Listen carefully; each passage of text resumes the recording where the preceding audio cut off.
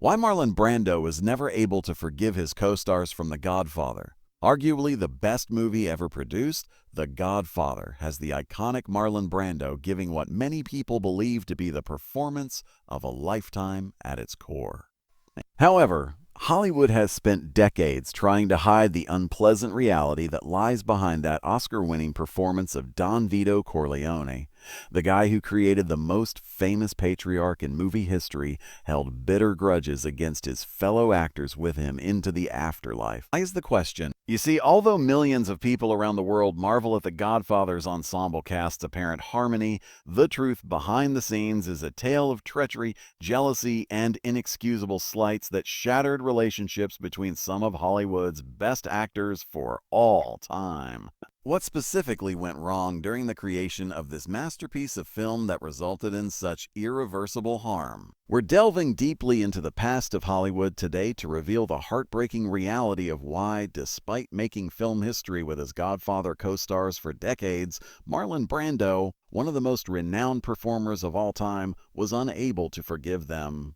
These 10 terrible causes of Hollywood's most infamous Cold War include startling confrontations and public humiliations. As we go through this list, I want you to consider the following question. In your opinion, which of Brando's co-stars caused him the greatest hurt? Was it the brash Joker James Caan, the methodical Robert Duvall, the up-and-coming Al Pacino, or maybe someone else?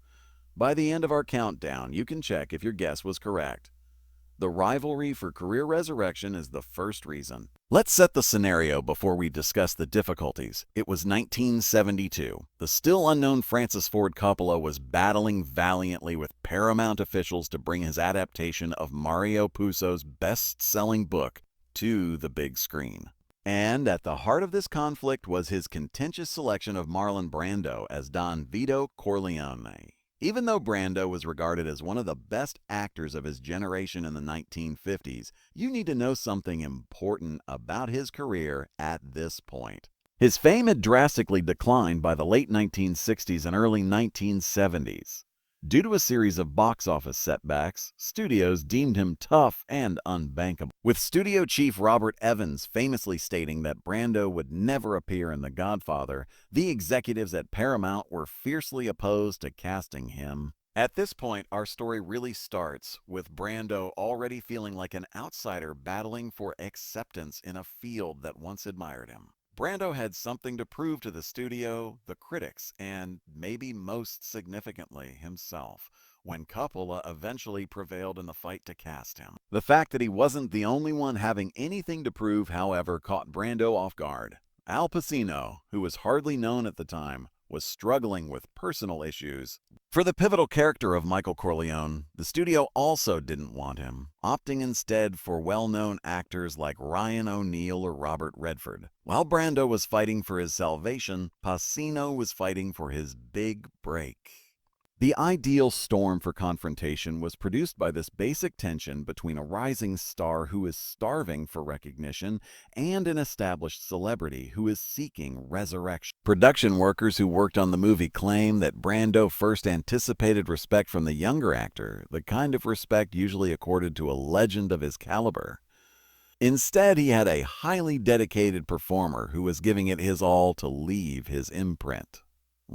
Tensions grew as the movie went on, and it became evident that Don Vito would eventually lose control to Michael in the Godfather storyline. Coppola realized the dramatic potential of Michael's change, and Pacino's part was growing. Brando, meanwhile, received less screen time than he had anticipated, despite the fact that it was indelible. For Brando, this slow change in emphasis became a major cause of hatred. Several people with knowledge of the film said that he started to see Pacino not as a coworker but as a competitor, stealing his thunder in what was meant to be his comeback vehicle. The second reason is the notorious Brando crib notes controversy. The crib notes dilemma, as it became known among the cast and crew, may have caused more long-lasting harm than any other single issue. Although Brando's frequent usage of cue cards during production is now widely known, at the time it was seen as a closely kept secret and a potential source of humiliation for an actor of his stature. Brando created this technique in part to keep his performances lively and impromptu, but it was also a solution for his trouble remembering lines, which we now know may have been caused by undiagnosed dyslexia. For whatever reason, Brando regarded this method as a necessary instrument and a private concern. When a crucial sequence between Don Corleone and his consigliere Tom Hagen, Robert Duvall, was being filmed, tension erupted. Crew workers who saw the incident said Duvall's casual comment about Brando's cue cards triggered a reaction. The most consistent interpretation of the precise phrase is that when Duvall suddenly missed a line, he asked jokingly if he could take Marlon's cheat papers. For Brando, it seemed like a public humiliation, even though it might have seemed like innocent banter to Duvall. According to reports, the set went silent when Brando left without saying anything, clearly furious. The actor's chemistry had clearly cooled by the time he came back to finish the scene. What transpired afterward turned this episode into a serious violation of trust, even though it may have remained a small footnote. James Caan, who is renowned for his gregarious nature and storytelling talent, told stories about Brando's dependence on cue cards during interviews during the press tour that followed the film's completion. Caan even imitated Brando's process of looking for his lines. These stories, which were supposed to be humorous behind-the-scenes anecdotes, found their way back to Brando, who considered them to be a serious betrayal. These public disclosures regarding Brando's method, according to his longtime friend and aide Alice Marchak, shook him up.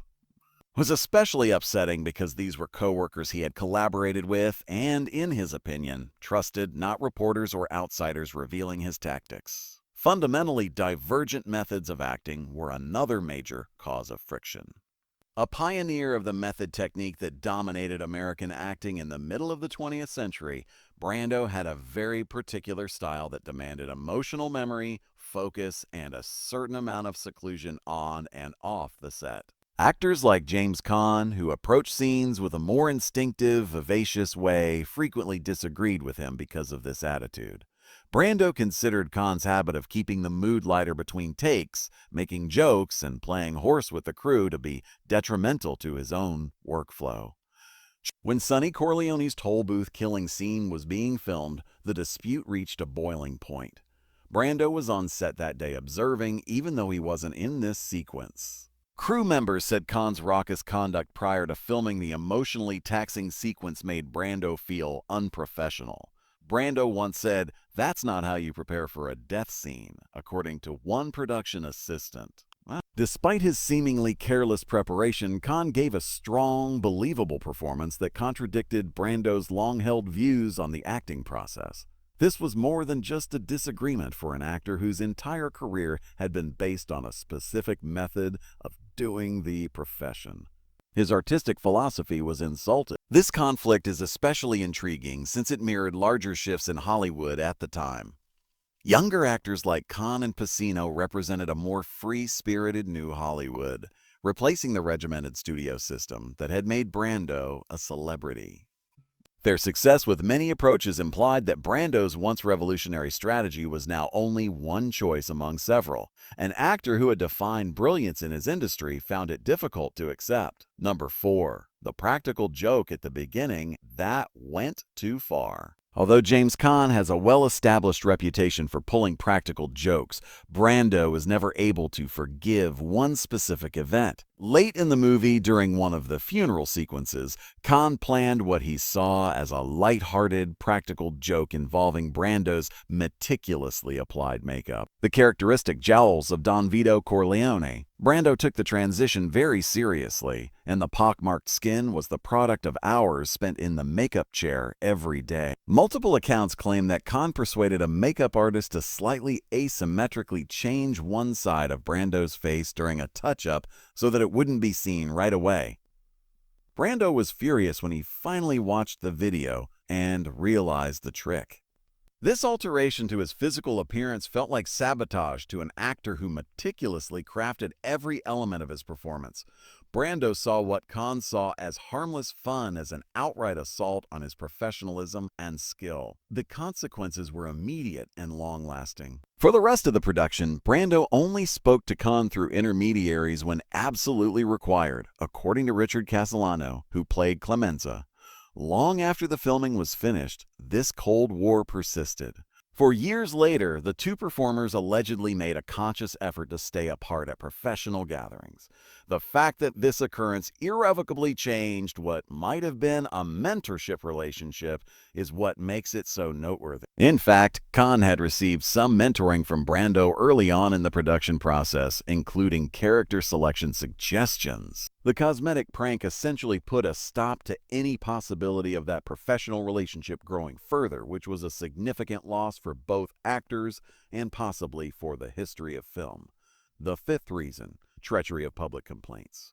Although the first cracks were caused by the conflicts on production, what really solidified Brando's animosity was what transpired following the film's release to unheard-of praise. The actors of The Godfather went on press tours and participated in numerous interviews about the film's production as it became a cultural phenomenon and awards season got underway. Brando felt most deceived by his co-stars during this time. Interviews with Robert Duvall, James Caan, and Al Pacino all touched on the difficulties of working with Brando. Although they unavoidably praised his skill in many of their remarks, Brando found it extremely distressing that they also disclosed details about his working methods, weight problems, and even disruptive on-set conduct. In one especially hurtful interview, Caan detailed how Brando would occasionally veer off topic and the actors would have to wait until he returned to the scene.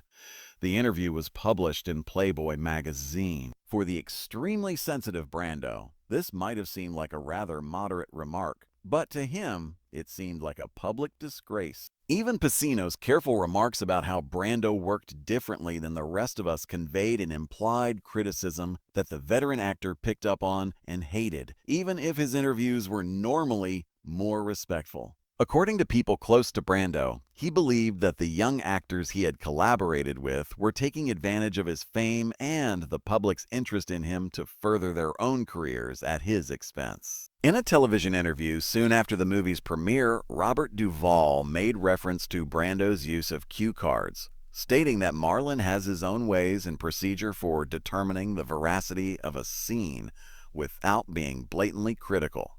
Brando perceived the public recognition of this confidential method as yet another betrayal of confidence. Perhaps this was meant to be an honest assessment of a difficult production. Appeared to the sensitive Brando as a betrayal, with his private difficulties and work practices made public by individuals he had regarded as colleagues. This alleged violation of the set sanctity was unacceptable to a guy as private and complex as Brando. The sixth reason is the humiliation on Oscar night. The entire Godfather crew should have celebrated their victory at the 1973 Academy Awards.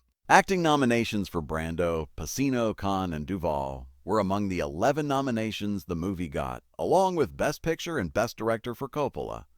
Rather, it turned into yet another source of enduring resentment. In protest of Hollywood's abuse of Native Americans, Brando sent Native American activist Sachin Littlefeather to decline his Best Actor prize and boycotted the ceremony. Although this incident has grown to be one of Oscar's most famous moments, nothing is known about Brando's co-stars' reactions to his objection. Several people who were present at the ceremony reported that Caan and Duvall were clearly uneasy during Littlefeather's speech, looking at each other with apparent disdain. Duvall allegedly said that there was a time and place for politics, while Caan would later characterize the incident as Marlon making it all about himself once more.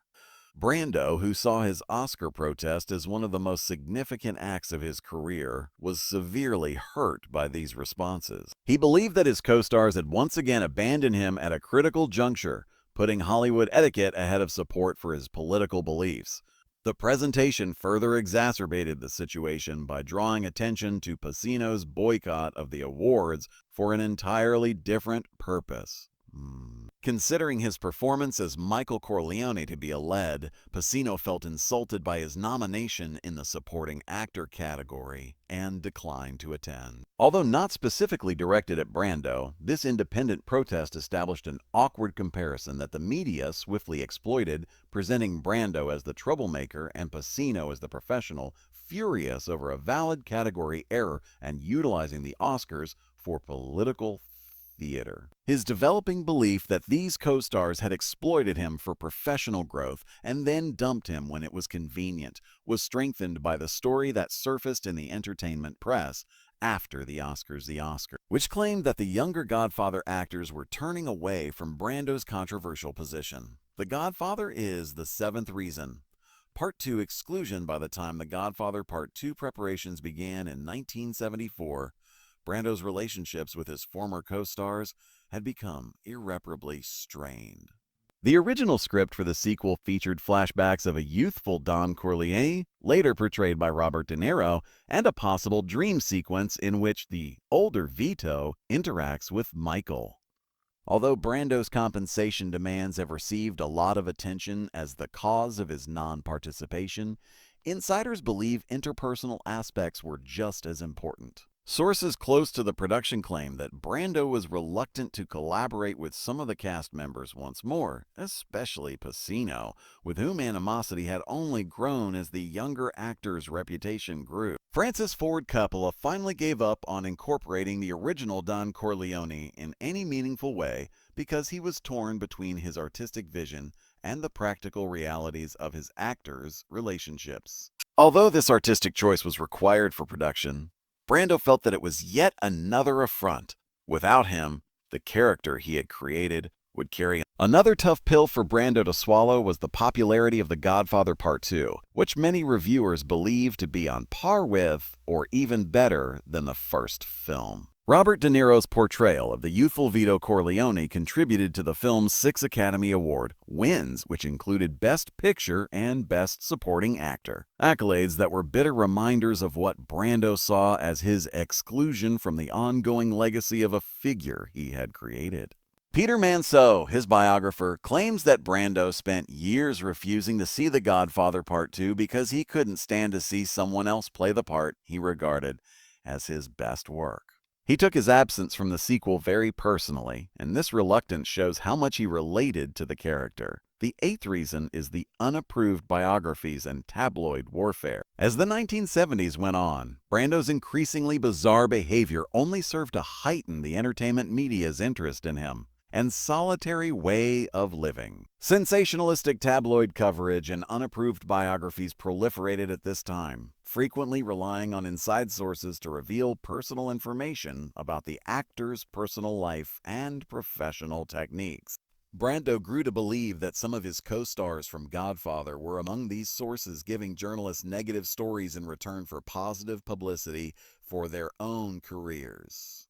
Although it is challenging to confirm exact proof of such betrayals, anonymous cast members' remarks from various newspapers from the time period did detail Brando's challenging behavior throughout The Godfather's production. Information regarding Brando's weight swings and emotional outbursts that could only have originated from someone with first-hand access to the set was included in one particularly devastating story in a 1976 issue of Hollywood Reporter. According to an alleged close colleague who was featured in the article, Brando would spend hours in his trailer before coming out only after Coppola personally persuaded him to do so. Brando was persuaded by the degree of specificity that one of his co-stars had infringed upon his privacy. Brando became suspicious of James Caan in particular because Caan's growing popularity at the time coincided with some of the worst press about Brando, which made the elder actor make parallels that could or might not have been warranted. People close to Brando claim that he would clip and bookmark items that he thought contained information that had been leaked by former co-workers, creating what amounted to a dossier of alleged betrayals. It is still up for debate whether these suspicions were justified or the result of Brando's growing paranoia. It is evident that they further sabotaged any chance of him making amends with his former co-stars, thus escalating the already strained relationships with further layers of animosity. The ninth reason is the contentious legacy of Don Corleone. As time went on, The Godfather was recognized as one of the finest films ever made. A more subtle, but no less important controversy arose regarding the film's legacy and, more especially, Don Vito Corleone's role. This had less to do with personal slights or on-set conduct and more to do with who would control the story of his most famous part. Several members of the Godfather cast and crew shared their thoughts on what made the movie unique in interviews conducted in the late 1970s and early 1980s. Francis Ford Coppola frequently discussed his conflicts with the company and his story's vision. Orson Welles, the cinematographer, talked about the innovative lighting methods.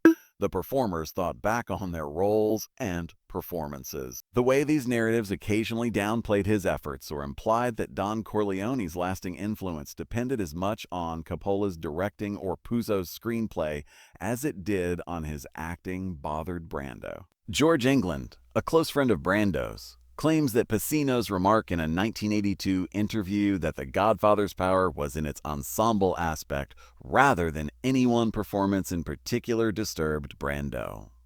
For Brando, who had invested so much of himself in developing Don Corleone's unique voice, demeanor, and physical presence, this might seem like a small affront, but it felt like an attempt to lessen his impact on the history of cinema. His career had been revived by the part, which also guaranteed his place in the annals of great cinematic performances. A profound sense of unease was triggered by any implication that it was not wholly his own. Brando repeatedly refused to take part in cast reunions or commemoration activities when Godfather retrospectives and anniversaries passed. His lack of participation in these festivities simply served to strengthen the argument that the other actors were the real heirs to the movie's legacy, which only served to increase his bitterness. The unforgivable last insult is number 10. Those closest to Brando claim that the early 1990s, as The Godfather's 20th anniversary drew near, was the last straw. A special showing, a cast panel, and a television documentary about the film's production were all part of the extravagant celebration that Paramount Pictures organized. As was his practice by that time, Brando refused to take part. Nevertheless, he was unable to overlook the information presented in the 1992 HBO documentary The Godfather Legacy. Coppola, Pacino, Kahn, Duvall, and others were interviewed extensively for the show, offering their perspectives on the film's creation and cultural influence. Although Brando was undoubtedly a hot topic of conversation, the story that came out presented a nuanced and not totally positive picture of him. Brando was particularly hurt by a few remarks. During sequences, Brando would occasionally mentally pass out, according to Duvall. Explained how the crew had to adjust to Brando's moods on occasion. Even Pacino acknowledged Brando's skill but pointed out that because of Brando's improvisational style, it could be challenging to create a steady rhythm in their scenes together. However, a production assistant's remark that most reportedly infuriated Brando was that, upon realizing how forcefully Pacino was coming over in the movie, Brando had asked for last-minute screenplay modifications to enhance his role. The claim that Brando's artistic decisions were driven more by small-time jealousy than by artistic integrity went right to the heart of his self-perception as an artist. Miko Brando, his son, claims that after seeing the documentary, Marlon said he would never again talk about The Godfather in public and that he believed some of the people who were involved in the movie were dead. The extent of his pain is evident from his vow of secrecy about what many people believe to be his best performance, and bitterness. A new generation of actors and directors was acknowledging and applauding Brando's groundbreaking influence on the craft at the time of this final rupture, which is a tragic irony. Brando had grown so furious about his interactions with his real co-stars that he was unable to accept his legacy in the movie that had shaped his career, even while young actors like Johnny Depp, Sean Penn, and Robert De Niro were praising him as their main inspiration. The chance for Brando and his co-stars to get back again dwindled as the years stretched into decades. Once the biggest star in Hollywood, the actor was increasingly lonely, geographically as well as emotionally. His escape to the island of Tahiti represented his separation from the industry that had both praised and taken advantage of him. Even though Francis Ford Coppola tried to put an end to the story that had shaped both of their careers, Brando was conspicuously absent from any involvement in The Godfather Part 3, which was released in 1990. There were early ideas about incorporating Brando into a dream sequence or flashback, but these discussions never went beyond the initial discussions, according to people close to the production. Together, these men had built something transcendent, which adds to the tragedy of their ongoing alienation. The Godfather is considered a landmark film in the United States. A flawless fusion of technical skill, writing, directing, and performance. However, the very individuals who created this masterpiece were unable to put aside their disagreements in order to rejoice in their accomplishment. As The Godfather's 25th anniversary drew near in the late 1990s, Paramount organized a lavish celebration and re-release. Attempts were made to bring the main cast back together, but Brando once more refused to participate. Insiders indicated that his lingering resentments were the decisive factor despite his agent citing health problems. When Brando's health actually started to deteriorate in the early 2000s, it dealt the ultimate blow to any chance of reconciliation. The actor kept his distance from his former co-workers despite facing his own mortality. "You always see the damage in the reflection," he said cryptically, when asked whether he had any regrets about connections in his professional life during one of his last interviews. Obituaries and tributes to Marlon Brando, who died on July 1, 2004 at the age of 80, invariably emphasized his character as Don Vito Corleone. Now, his legacy was built on the performance that had saved his career. He was still inseparable from the Godfather and death, just as he had been in the last years of his life. His former co-stars' restrained answers were illuminating. Al Pacino released a brief statement calling Brando, and everything in between, and more than anything else, a deeply gifted and giving artist. James Caan similarly kept his comments respectful but brief, noting that Robert Duvall perhaps came closest to acknowledging their complicated relationship, saying, "Could be difficult, yes, but when the camera rolled, you were in the presence of something extraordinary." What's particularly striking is what wasn't said in these tributes were no warm anecdotes about their time together on set, no stories of friendship or mentorship. None of the personal touches that typically characterize remembrances between people who created something as intimate and intense as a film. In the years since Brando's passing, some of the surviving Godfather cast members have become more forthcoming about the complexities of their relationships with him. In a 2015 interview, Al Pacino finally addressed the rumors of tension more directly, saying, "Marlon and we had a professional respect, but we came from different worlds, different generations. I think he saw something of himself in me, and maybe that wasn't always comfortable for him." James Caan, in one of his last interviews before his own passing in 2022, reflected when asked about Brando's influence. He paused thoughtfully before responding. "Produced one of the greatest films ever made, might have led to other collaborations, other masterpieces. Instead, what we're left with is a bittersweet legacy. A perfect film born from imperfect relationships, a cinematic family whose fictional bonds on screen far outlasted their real-world connections. In a strange way, there's something appropriately Shakespearean about this." These actors who portrayed the most famous fictional family in cinema couldn't maintain their own bonds once the camera stopped rolling. And that brings us to the end of our look at the 10 shocking reasons why Marlon Brando never forgave his Godfather co-stars. What a complicated, fascinating figure he was. A man capable of creating art that will live forever, yet unable to heal the personal wounds that haunted him throughout his life. It makes you wonder, doesn't it? How many of our cultural touchstones, the movies, music, and art we cherish, came from places of conflict and pain and pain? Perhaps there's something about that creative tension that produces greatness, even as it leaves lasting scars on those involved. The Godfather remains, in many ways, a perfect film, a seamless blend of performance, direction, writing, and technical craft. Yet the human story behind it reminds us that even our cultural icons are, at the end of the day, just people, complicated, flawed, and subject to the same jealousies, insecurities, and resentments that afflict us all. If you enjoyed this exploration of old Hollywood's hidden history, please take a moment to like this video and subscribe to our channel. We're dedicated to uncovering the truth behind the golden age of cinema, the stories that weren't included in the official narratives.